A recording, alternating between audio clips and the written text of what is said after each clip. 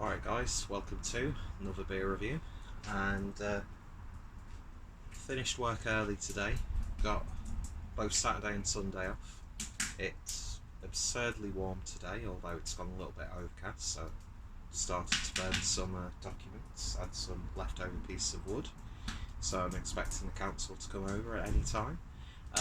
But yeah, so thought I'd have a couple of beers. Already had the Siren Lumina, I think it was, which is lovely, and now we're going over to Wylam Brewery's Hopstravaganza, which I think is one of their birthday beers, and this is a hazy IPA brewed in collaboration with Crosby Hops and Lopen beer stores, or brewery stores, I'm not too sure.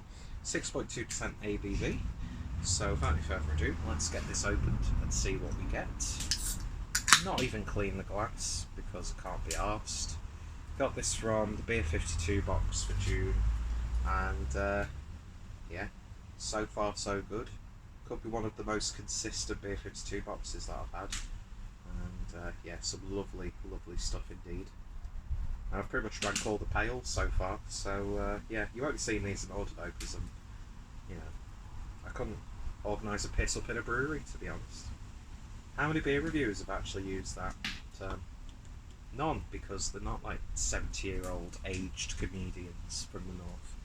Anyway, so yeah, lovely artwork there, which sort of combines bits and bats of labels from other beers. So yeah, looking forward to this. White Hag, you don't get much, well, I don't see much, to be honest, and most of the time it's been through Beer 52 over this way apparently. When I've actually tried them, and I look like a mess, I feel like a mess. This is not my weather, so I don't fucking care. Anyway, beer in a glass then, and yeah, it's exactly what you expect a hazy IPA to look like, although you do see a little bit of the light bleeding in more at the base of the glass. Lower it down, Peter. And yeah, lovely sort of yellowy golden look to it, with just shy of a finger's worth for a white compact head. So let's see what we get on the nose. Ooh. There's definitely more of a tropical edge to this one. Mango, papaya, pineapple, that sort of thing. Very subtle citrus bite. A little bit of a herbal earthiness.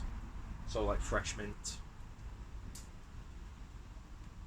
Oh, it smells good though, nice sweetness. There's almost like a slight like Haribo jelly sweet character to it. Oh, it smells good though, so let's give it a taste. Cheers folks.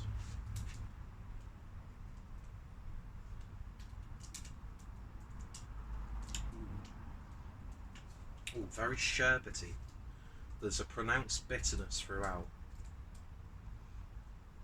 but it's not bitter, if that makes sense. Loads of pineapple and melon on this one.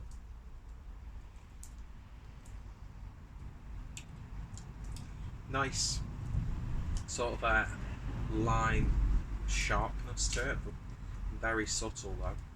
It's a beautifully balanced beer. Definitely getting a herbal edge on the taste. So like your fresh parsley, fresh basil, that sort of thing. Subtle hint of white pepper, there's a little bit of a spiciness to it. Lovely medium mouthfeel. Just the right amount of carbonation. Oh yes, that's tasting good.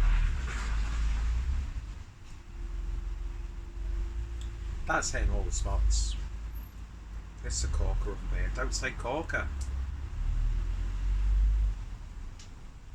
Or you could just take sip after sip. It's so fruity.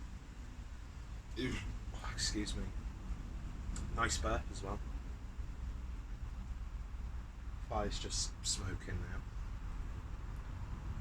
I'm smoking as well. Or so I've been told. On my OnlyFans.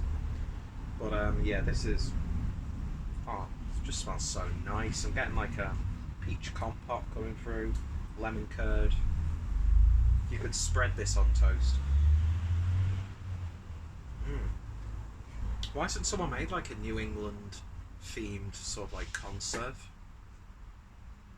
Yeah, we're making like lager hot sauces and, you know, hop salts and things like that, which is the craft equivalent of bath salts, obviously.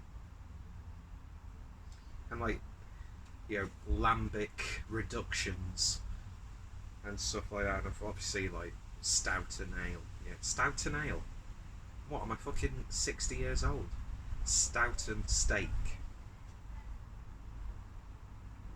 Stew.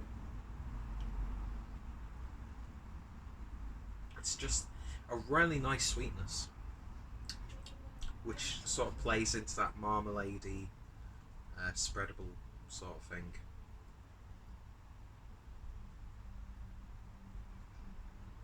I've nearly finished it.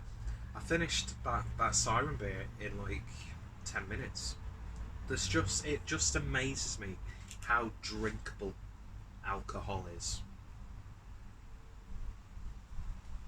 So that's like triggered me to make a documentary that looks into craft beer related alcoholism. Because why isn't Vice made that documentary? You know, or why isn't BBC Three made that documentary, like presented by Melissa Cole or something? I don't know. Or like the Craft Beer Channel, get them on TV, and they could do a documentary about alcoholism in the craft beer industry. I think that'd be an interesting documentary. And with beers that are just so devastatingly drinkable like this,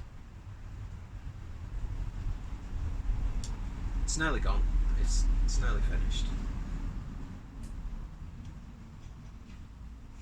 I can't pick out any sort of things I change, any sort of imperfections, anything that would deduct points. It's probably never going to rate as high as something like the heavy hitters, but to me this is like a faultless hazy IPA, especially for its ABV. So 10 out of 10. I just can't, I cannot for the life of me think of anything that I do not like about this beer. That's a lovely, lovely IPA. Call me mad, say, oh well, it's not as good as White Hags, blah blah blah blah blah. Doesn't matter. My palate, my channel. Stick it up your arse. Don't, because I do respect your opinion, so let me know in the comments down below. But yeah, I could have drank this tomorrow and probably give it like a 7. You know, I could have drank it last week, give it an 8.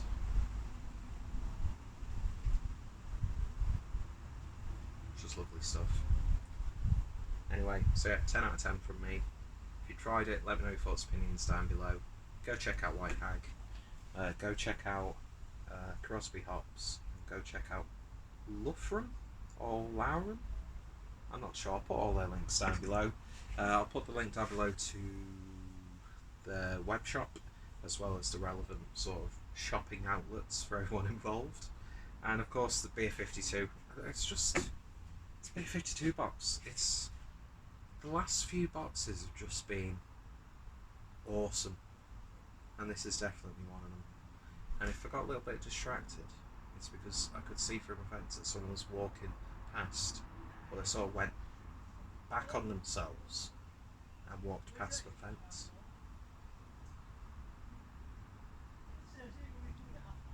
Anyway, yeah, 10 out of 10.